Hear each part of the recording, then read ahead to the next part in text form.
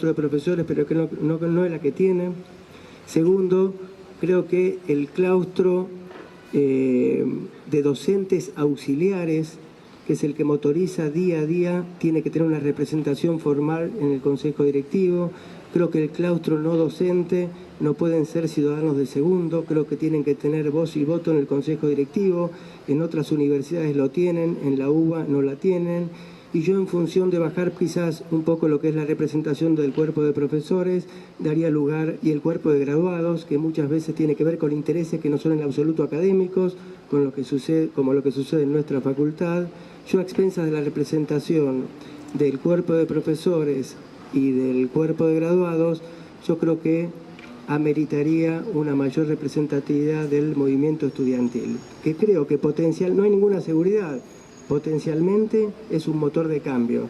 Hay que ver si esa potencialidad se transforma en una realidad fáctica y procede o no, pero si no, lo veo muy difícil. Pueden cambiar ciertas cosas en la facultad, en la universidad, pero no creo que cambie lo fundamental.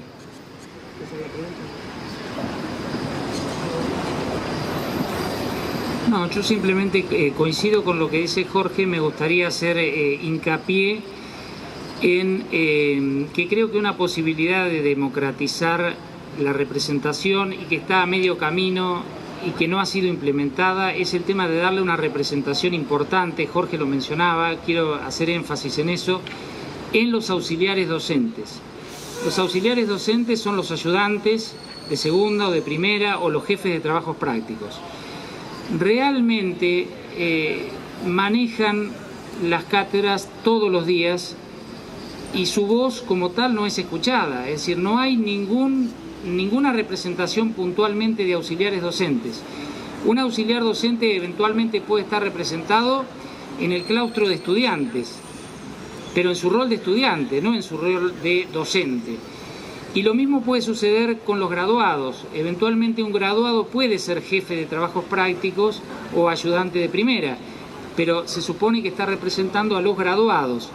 Entonces tal vez deberíamos crear una instancia en la que los auxiliares docentes estén bien representados, dado la importancia y la actividad que tienen. Entonces, a lo mejor, si los docentes, en vez de que sean exclusivamente profesores, fueran profesores y auxiliares, podríamos encontrar una mayor democratización en la que se vean representados realmente lo que sucede todos los días en la facultad. Bueno, me parece todo realmente muy interesante todo lo que se viene hablando hasta ahora, porque más allá de que sean temáticas puntuales en algunos casos, también remiten a lo que son políticas educativas a nivel nacional o por ejemplo a nivel de la UBA, porque muchos de estos problemas se reproducen de formas distintas pero en esencia iguales en varias otras facultades. Como esto, por ejemplo, el tema de la democratización se habla mucho en todos los marcos de las facultades, también traído del problema que hoy en día está significando la vuelta de la CONEAU. Entonces, también me parece interesante, y es algo que se planteó en las preguntas, el hecho de cómo les parece a ustedes que si se llevara a cabo una reforma, por ejemplo, de los planes de estudio, de qué forma se debería llevar a cabo y cómo estaría hoy en día planteada si no en los estatutos más tradicionales. Sí. Se habla mucho de la necesidad de reformar los planes de estudio. Yo creo que en realidad habría que reformar dos cosas. Por un lado, los planes de estudios y por otro, la modalidad de enseñanza. Reformular la modalidad de enseñanza, que deje de ser una educación pasiva para ser una educación interactiva, es tan importante como modificar los planes de estudio. Segundo, ¿cómo hay que modificar los planes de estudio? Los planes de estudio, digamos, tienen que estar orientados a satisfacer necesidades locales y necesidades genéricas. Es decir, hay debates que deben darse, hay cosas que deben debatirse. Y esos debates están absolutamente ausentes. Un alumno puede estar 7 años en la facultad, recibirse y no haber participado en ninguna instancia en un debate académico. Entonces, ¿qué grado de relación entre lo que es investigación básica e investigación clínica? ¿Cuál es el perfil? Hay 4 o 5 preguntas sobre las cuales deberían armarse durante 2 o 3 meses talleres de discusión con participación de profesores, docentes auxiliares y estudiantes, y después arribar a conclusiones. Pero digamos, el punto es buscar la manera de que haya realmente un debate democrático y académico de los contenidos y de las formas de enseñanza. Eso es absolutamente factible, hay antecedentes en el mismo país en algunos momentos, pero obviamente no es un debate que se va a dar sobre la base de una participación pasiva, porque yo creo que hay tremenda resistencia por parte de todo el statu quo universitario y en general en la educación de transgredir las formas y los contenidos actuales.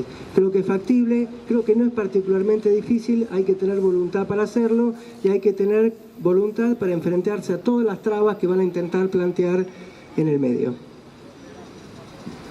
Sí, creo que antes de plantear el tema de la reforma del plan de estudio, que es una cuestión que constantemente debería darse en forma dinámica, ¿no? Debería ser algo activo, los programas deberían revisarse progresivamente. Creo que el problema, el eje en el cual centrar la reforma del plan de estudios consiste en saber qué tipo de estudiante o profesional queremos.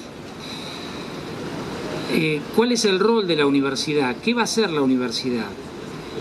Siempre recuerdo una alumna, cuando yo era jefe de trabajos prácticos, que pidió hablar conmigo y me dijo, estoy estudiando biología y estoy estudiando medicina, y realmente no sé lo que me pasa. Me dice, pero estoy muy angustiada porque siento que entro a esta facultad y la facultad me oprime, siento que me aplasta, y eso no me pasa en exactas. Siempre me quedó muy grabado este comentario de esta alumna, que finalmente terminó abandonando la carrera. Y yo pensaba que qué mal que estamos haciendo las cosas para que esta alumna se sienta de esta forma. Uno puede analizar, lo pueden vivir ustedes, los estudiantes que están más avanzados en la carrera, cómo vamos cambiando los ideales con los que venimos el primer día y cómo terminamos cuando estamos a punto de recibirnos. Entonces yo me preocuparía por eso. Queremos un médico, si hablamos de la medicina, porque siempre nos olvidamos que en esta facultad hay otro montón de carreras, que son las licenciaturas, mal llamadas a veces carreras conexas, y nos olvidamos de eso. Entonces yo preguntaría, ¿qué tipo de estudiante queremos? Siempre les hablo generalmente hablamos en la cátedra que uno primero es un hombre, un ser humano, luego es un universitario y finalmente es un médico, un licenciado en obstetricia o lo que fuere.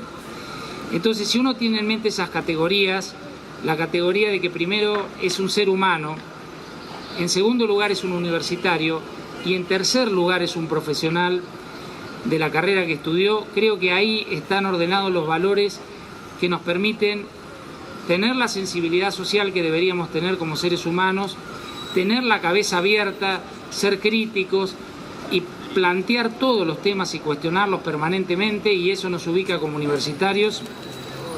Y finalmente y en última instancia el tema de lo que nos compete como profesión puntual. Así que yo me haría primero esas preguntas: si es importante ser un profesional egresado de las carreras profesionales, médico, enfermero, etcétera, o es muy importante el tema de ser un universitario. No es una cuestión menor, porque si aceptamos lo primero, entonces vamos a valorizar ese tipo de cuestiones. Si aceptamos lo segundo, vamos a dejar en el plan de estudios en un segundo lugar lo de ser universitario. Así que me parece que tendríamos que tomar una medida con respecto a eso. Bien, en cuanto a esto último que hablaban del plan de estudios y lo que el profesor Geffner contaba, que era más que cambiar el plan de estudios per se, sino la modalidad de enseñanza, quería preguntar, ya más de la experiencia personal de cada uno de los profesores dentro de su ámbito de profesión, ¿qué herramientas o qué políticas desde cada una de las cátedras, tanto inmunología y anatomía, se están llevando o se piensan llevar a futuro para que esto, si bien tal vez no articulado como en la facultad en todo, pero por lo menos en partes, se vaya permitiendo cambiar la modalidad de enseñanza para mejorar aún más el perfil, o para darle un perfil distinto al que se está dando actualmente? Es un poquito retomar lo que planteaba antes. Creo que la pregunta es importante y hace cómo enseñar. Digamos, son dos cosas, uno puede decir cómo enseño, o la otra cosa que tenemos que preguntar, que no es lo mismo, es cómo aprendemos todos juntos. Yo creo que realmente es un cáncer para la enseñanza que toma la misma como una conducta pasiva hacia el alumno. Creo que eso es realmente muy malo, no solamente en la parte de la formación médica, porque si ustedes, yo les pregunto, hagan una sumatoria de todas las horas en las cuales ustedes están sentados frente a un profesor. Algunas clases evidentemente son necesarias, y qué cantidad de horas en comparación con eso que es monstruoso ustedes están discutiendo. Tenemos que hacer una inversión profunda. Nosotros tendríamos que prácticamente, siendo muy esquemáticos, nosotros tenemos que dejar nosotros, los profesores, de dar clase, ustedes tienen que estudiar y tenemos que venir a discutir. Y en la discusión tienen que entrar todos los conceptos críticos y particulares de la materia y todas las cosas que fluyen como un árbol que tienen que ver con la materia y se extienden mucho más allá de la materia. Y en ese sentido tomo lo que plantea Gustavo, con lo particular que es la profesión médica. Es increíble que en todo el ciclo básico, en los primeros 3 años, todas las materias sean materias básicas, científicas o técnicas, y no tengamos una materia que hable o refiera a principios que tengan que ver con la ética en serio, dada en serio, con